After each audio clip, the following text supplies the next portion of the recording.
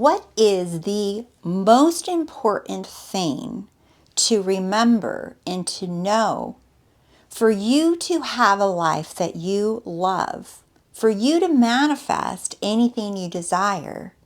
That is what I want to share with you in this new source story that came in from a client that I just met a few days ago. And already his life is completely changed. And I'm so excited to share this story with you, especially because it's another guy. And I know some of you are just like, where are the guy stories? It's like, hey, well, the ratio of girl clients to guy clients is different. So that's what's going on. But I got a good one for you. You guys, this is straight out of a movie.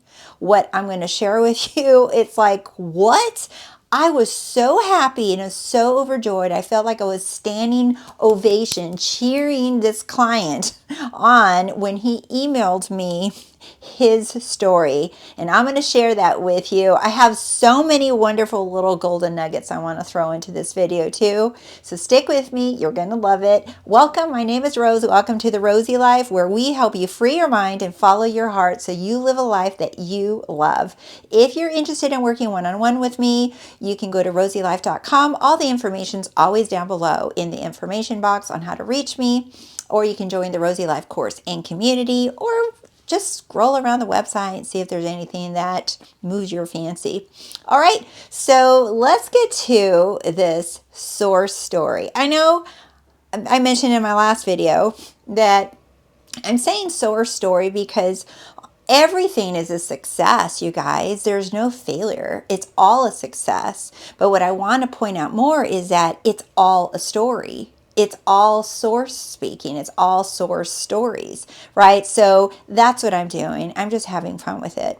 So that's what I wanted to share with you. And many of you in the last two videos have sent me such great feedback. They're like, oh my God, I'm really starting to understand who I am more and more, and I'm starting to see the evidence of this more and more in my life. So I love it so much, and we had such a blast today in the Rosey Life course and community. It was a lot of fun today, and one of the things that, just to give you an idea, that I do in the Rosey Life course and community is I show up every Wednesday live and answer questions. And I do that in the community, not on the membership channel. And I am going to be recording a new membership channel video, by the way, as well. That's just another way to support the Rosey Life. And I appreciate you guys for being members there as well.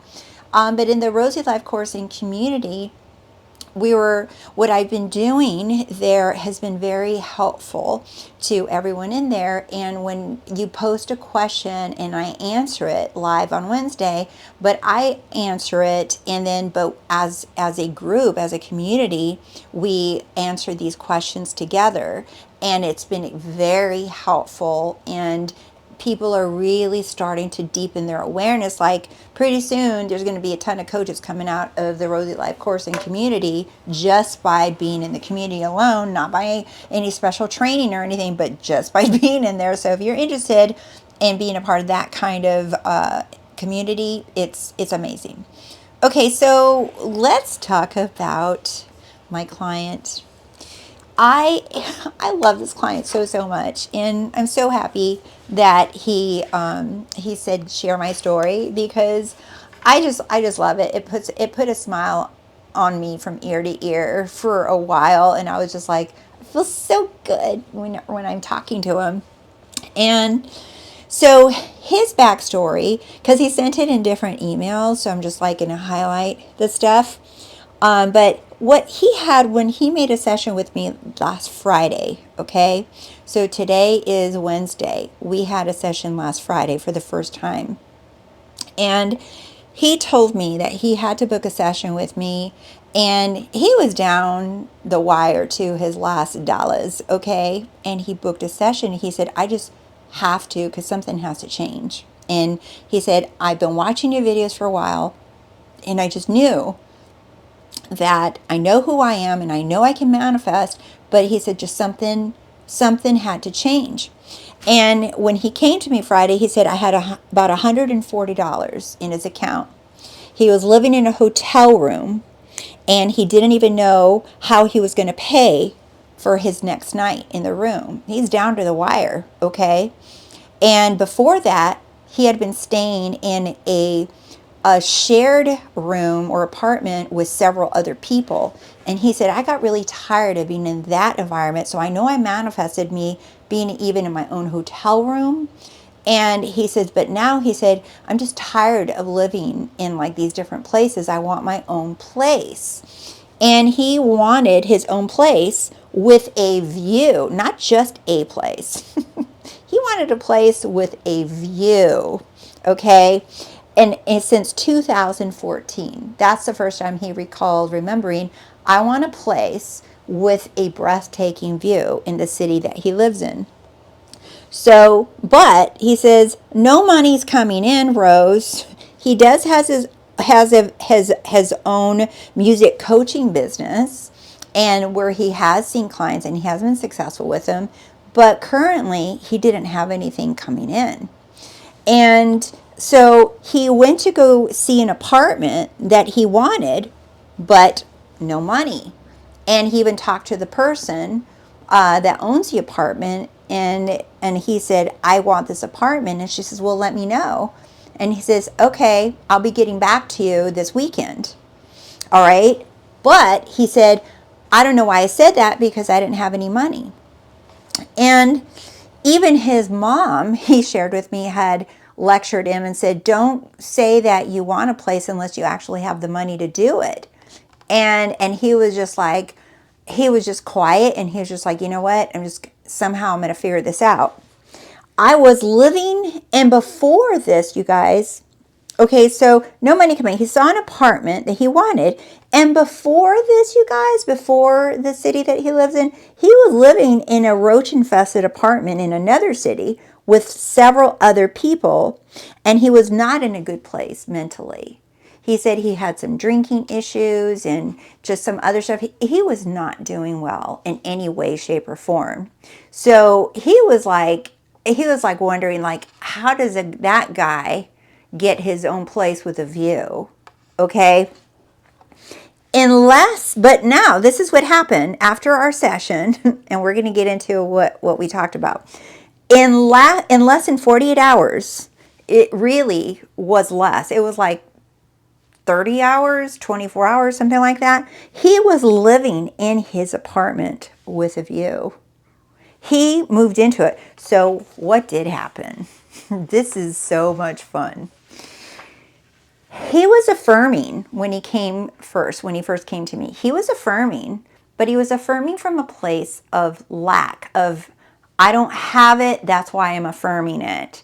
Instead of knowing that I am already all things, that's why I'm affirming it. Right? And Eric Butterworth and many teachers say this, like, you affirm something because you already have it. You're not affirming to get it, you're affirming because you already have it. And so he was affirming from lack, from need to manifest money. But here's what happens. He said he started understanding the law, and he was manifesting money, but he would get some X amount of money, but then it would go away. It would run out. So he was in like, okay, I get this, but why isn't this money sticking around? And why is it just never enough? And all of these questions, right? So we worked together, and we switched him over from that mentality, right? Over that way of thinking and seeing himself. We switched him to, I am God. I am abundance. I am all that is. That's what we did during the session. We switched him over to him recognizing who he is. I said, well, who's the real you? What's your true identity? And then he said, I'm God. And then I said, yeah, so that means your abundance. So that is where you are being able to affirm from. You're not affirming from poverty or struggle. I said, you already are all that is. So today, he said, and this is on one of the emails he sent me, and this is what happened after our session. Next day, he said, today, I was getting anxious. about it, about where he was going to live. And so I just laid in bed thinking, be still and know I am God. I affirmed I am God for a while, and I am in the apartment. He said one of the things that I said to him that was helpful is he had a little, the mouse tracker balls for your computer. He picked that up and showed me. He says, so you're saying to declare that I have the apartment, that I'm in it, just like I have this mouse tracker ball in my hand. I have it. I have my apartment. And I said, exactly. I said, they're no different. You think because you hold it in your hand that you have it, and the other one that you don't have because you don't see it or you're not in it. I said, no, they're equally the same, seen or not seen. They're yours. And he said, okay, I got it. So that's what he said. I declared I am God and I am in the apartment. Well, guess what happened? His relationship changed with Source, with God, and as God. Be still, he realized, okay, be still, it's stop being anxious. He realized he was being anxious. He said, no, I don't have to do that anymore. Do you see? He noticed that he was being anxious. He noticed that, and he said, no, I am God. And so when he did that, he remembered who he is. He remembered who he was. He's like, I am God. I am living in my apartment. So he did his part. This is what I want to share with you guys too. He did his part. He declared, affirmed, and allowed. So his part, your part, my part, all of our part is to remember who we are, that we are already all that is, and to declare or decide who we want to be now. That's our job. That's what we're doing. And then he allowed God, his higher self, to do his part. He allowed higher self, God, to do his part. What does that mean? I know you guys are going to ask me, how? How do I allow? How do I surrender? How do I let go? And the person that says it the best, and I've quoted him a lot, but Bashar, he talks about following your joy. I say follow your heart. I'm alluding to the same things, right? But it's really just allowing yourself to do what feels good next, right? And that's to him, that's how we allow, that's how we surrender, is by following our joy. I was literally on a call right now with another client, and I was baby stepping this, describing what this means. Why do you guys think it took a minute to have to describe this to her and to all my other clients? Because most people don't know what follow their heart is. Follow your joy, follow your bliss, follow your excitement. What I have heard many people tell me, or I've heard some other teachers talk about it, as the way it's been taught is it's in a form to keep yourself busy until your manifestation comes. Like distract yourself with hobbies or cleaning the house or doing laundry or whatever. Just take your mind off of it, and that way your manifestation comes in. For some it works, for some it doesn't. But really, what's the point of that? It's not about being busy. It's not about distracting yourself until your manifestation comes. That's not it. Following your joy, following your heart is what you want to practice doing, what you let yourself do it. Teach yourself to do it by doing it.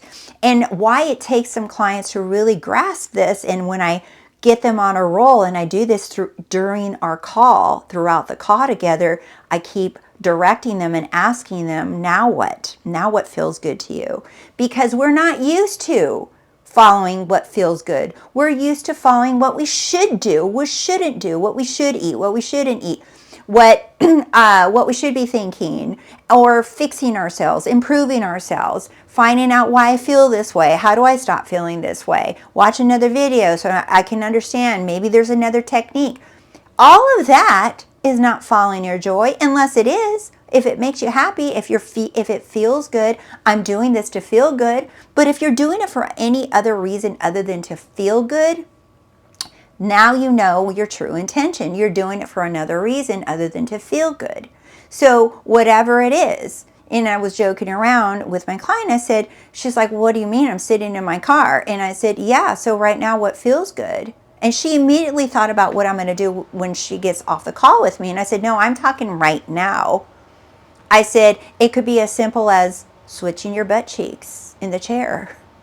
Or she's reached up and scratched her nose. And I said, that feels good. Otherwise you wouldn't do it. And so she was like babysit, like, okay, now it feels good. Now it feels good. And then just keep practicing that over and over again, because all of that feeling good is not to make yourself go from mad to happy or be positive or feel positive.